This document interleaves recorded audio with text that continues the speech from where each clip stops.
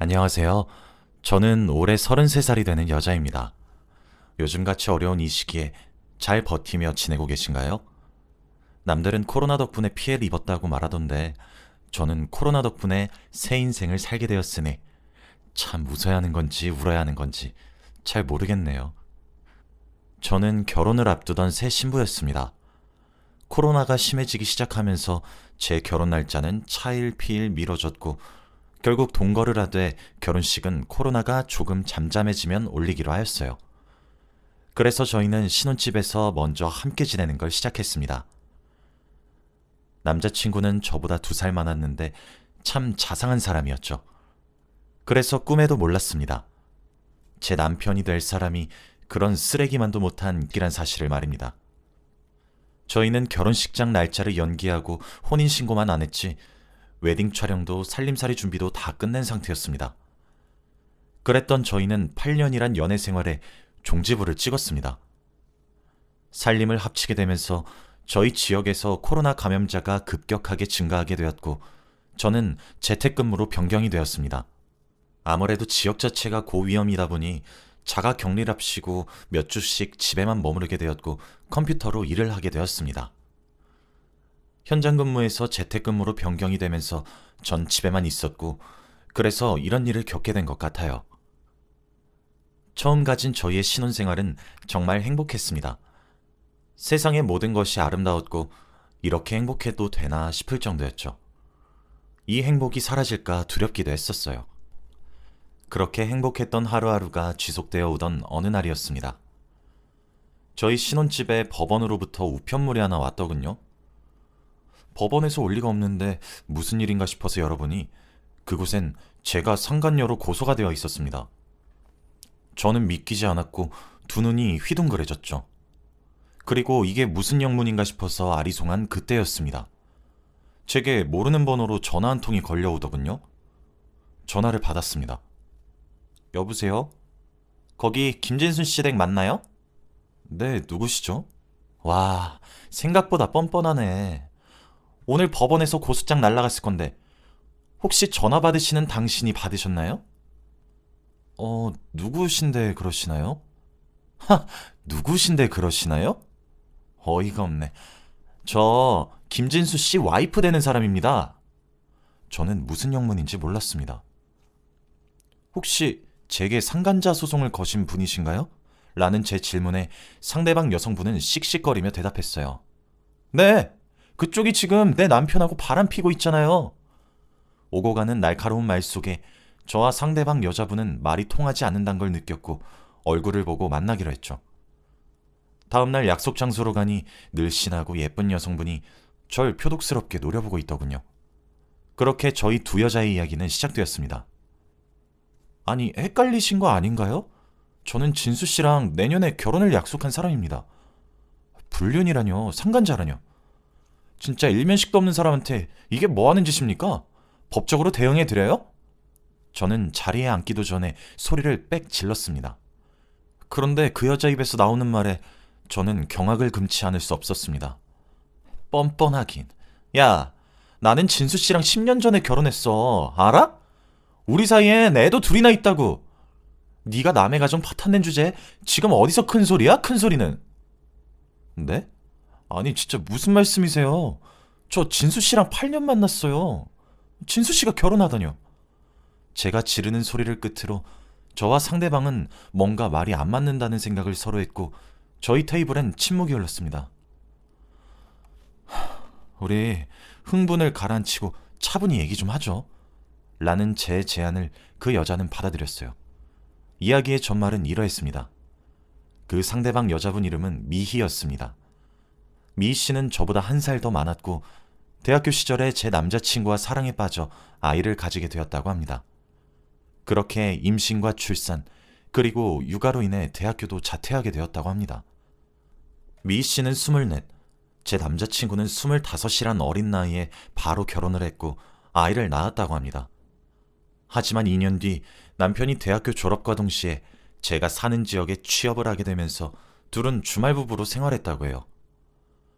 아무래도 미희 씨도 어린 나이였기 때문에 미희 씨네 친정집의 도움도 절실했기에 주말 부부로 생활하는 것에 서로 동의를 했던 것이었고, 그렇게 남자친구는 타 지역에 혼자 살기 시작하면서 저와의 만남을 시작했던 것이었습니다.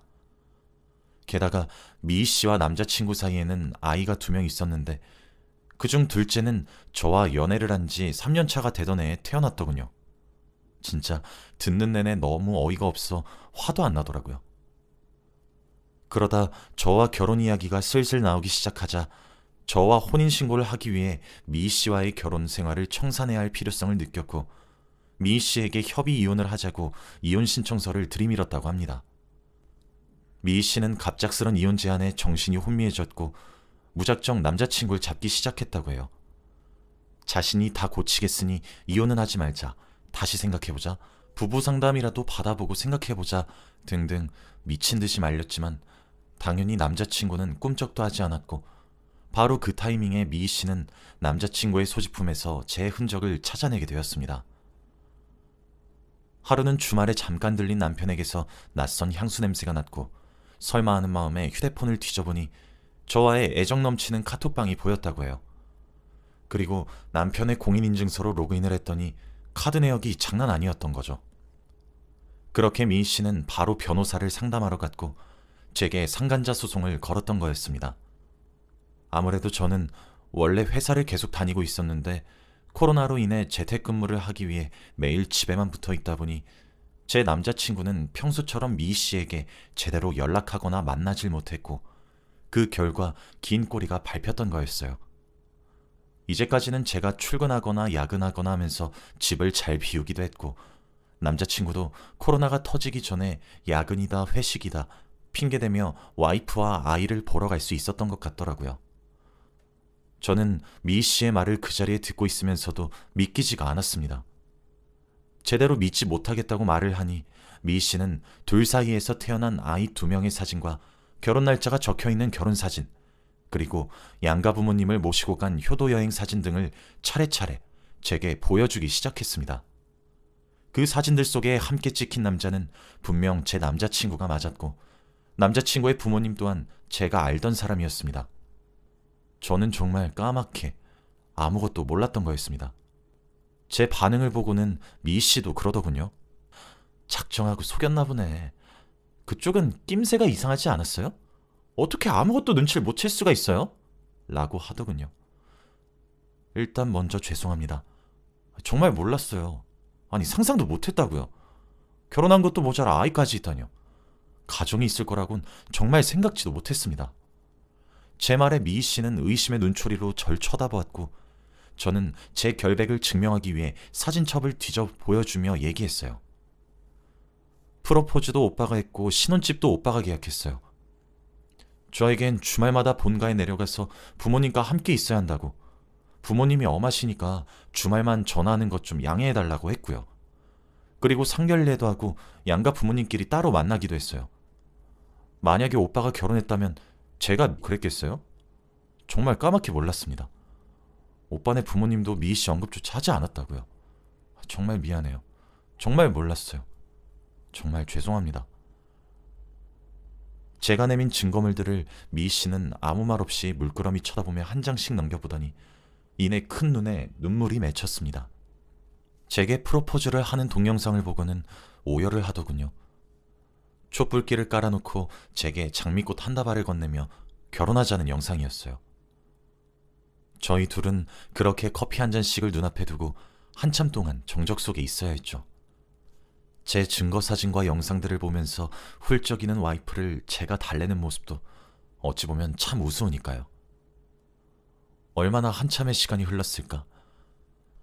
제가 가정을 파탄내게 만든 것은 잘못했고 정말 죄송하게 생각합니다. 하지만 저도 제 남편 될 사람이 그렇게 천하의 못된 놈이란 사실을 오늘 알았습니다. 상간자 소송 취하해주세요. 취하지 않으시면 저도 법적으로 대응하도록 하겠습니다. 미희 씨는 제 말에 아무런 대꾸도 하지 않더군요. 그럼 먼저 일어나 보겠습니다. 라고 말을 한 뒤 저는 집에서 돌아올 남자친구를 기다렸습니다. 저녁이 되었고 퇴근 시간이 지나자 남자친구는 문을 열고 저희 신혼집에 들어왔어요. 자기야, 나왔어! 라며 해맑게 달려오는 남자친구의 뺨을 저는 후려쳤습니다. 웃으며 들어오다 남자친구는 깜짝 놀라더군요. 저는 그 가정스러운 얼굴에 법원에서 받은 우편물을 던졌어요. 너 결혼한 거 왜 말 안 했어? 제 한마디에 다급하게 우편물을 뜯던 남자친구는 바로 무릎부터 꿇고 사죄하기 시작했습니다. 그때부터 다들 예상했겠다시피 집안 꼴이 말이 아니게 되었습니다. 저는 친정과 시댁에 전화를 드려서 양가 부모님을 신혼집으로 와달라 부탁을 드렸습니다. 저희 집에 먼저 도착하신 것은 저희 부모님이셨고, 부모님은 들어오자마자 무릎 꿇고 있는 남자친구와 저를 번갈아 쳐다보며 당황하셨어요. 저는 거기에 대고 우편물을 내밀었고 자초지종을 설명했습니다. 저희 부모님이 저를 얼마나 애지중지 기르셨는데 상간자 소송이라니. 참 기가 막히셨겠죠. 어머니는 다리에 힘이 풀리셨는지 바닥에 그만 털썩 주저앉으셨고, 아버지는 남편의 멱살을 잡고 흔들었죠. 마침 그때 시댁에서 남자친구의 부모님이 도착하셨죠. 당연히 저희 아빠에게 멱살 잡힌 남편을 보고 소리를 고래고래 지르시며 달려드셨고 정말 개판이 되어갔습니다. 하지만 저희 가족이 내민 우편물 하나에 꼬리를 말고 얌전해지시더군요. 저흰 거실에 둘러앉았습니다. 저희 가족 모두 설명을 요구했습니다. 그랬더니 시댁 식구들과 남편이 입을 모아 미희 씨가 정신이 나간 것이라고 주장하더군요. 모든 것이 오해란다, 아가. 그래, 사실 내 아들 결혼은 했었단다. 아이도 있었어. 하지만 그 아이들도 우리 아들의 친아들이 아니란다. 그래서 계속해서 법정 싸움을 하고 있었어. 하지만 그 여자가 이혼을 해주겠다 말겠다 하루에 12번도 더 마음을 바꾸면서 이렇게 질질 끈 거야. 미리 말 못해서 미안하구나. 하지만 정말 이혼을 하고 있던 중이었단다. 마침 그때였습니다. 띵동. 저희 집 초인종 소리가 들리더군요. 저는 재빠르게 문을 열었고 마지막 손님을 맞이하였습니다. 제가 초대한 마지막 손님은 미희 씨였습니다. 사실 저는 양가 부모님께 사실 폭로를 하기 위해 연락드림과 동시에 미희 씨에게도 저희 집 주소를 알려줬고 문자를 보냈습니다. 미희 씨 안녕하세요. 박유정입니다. 조금 있으면 진수 씨와 그쪽 부모님과 저희 부모님 모두가 저희 집으로 오실 거예요. 저희 집 주소로 오시고 싶으시면 오셔도 상관없습니다. 저는 당연히 진수 씨와의 결혼도 물을 거고 속이고 결혼하려고 했으니 약혼 위자료도 청구할 생각입니다. 미희 씨도 이혼을 하기 위해 증거가 필요한 상황이시라면 저희 집으로 오시면 됩니다. 라고 말이에요. 미희 씨가 저희 집에 들어오자 남자친구란 놈은 얼굴이 하얗게 질리더군요. 시부모님도 미희 씨에게 소리를 지르며 네가 뭔데 여길 기어들어와 라고 하셨죠. 미희 씨는 막상 저희 집으로 오고 있으면서도 속으로 아니길 바라고 바랬던 건지 뭔진 모르겠지만 저희 집에 본인의 시부모님이 앉아 계시고 저희 부모님 앞에 무릎 꿇고 앉아 손이 발이 되도록 용설 비는 본인 남편의 모습에 무너지듯 자리에 주저앉았고 오열하기 시작했습니다. 함께 들어온 아이들도 엄마가 주저앉아 울기 시작하니 함께 따라 울더군요. 시부모님과 남편도 처음엔 와이프가 미친 사람이다, 미친 여자임이 틀림없다, 이혼 중이었다, 돈 뜯어내려고 저러는 거다 등등 갖은 누명이란 누명은 다 씌우더니 막상 미희 씨 양손에 아이들 손을 하나씩 잡고 눈앞에 나타나니 찍소리도 못하더군요. 그날 밤은 어떻게 지나갔는지 모르겠습니다. 저와 1, 2년을 연애한 것도 아니고 무려 8년씩이나 믿고 만난 남자였는데, 하긴 미희 씨도 결혼생활 10년 중 8년은 외도한 남편이니 세상이 얼마나 무너져 내렸을지 상상조차 되지 않습니다. 미희 씨는 저희 집에 왔던 그날 밤 제가 정말 까맣게 몰랐을 거란 사실을 믿어준 것 같았습니다. 그리고 제게 연락이 와 남편과 이혼 소송에 필요한 증거가 더욱 필요하니 8년 동안 연애했다는 증거를 본인에게 주면 고소 또한 바로 취하한다고 하더군요. 저 또한 당연히 드려야 되는 것이라고 말을 하며 모든 것들을 미희 씨에게 보내주었고 미희 씨는 제게 고소를 취하해 주었습니다. 저 또한 법적 조치에 들어갔습니다.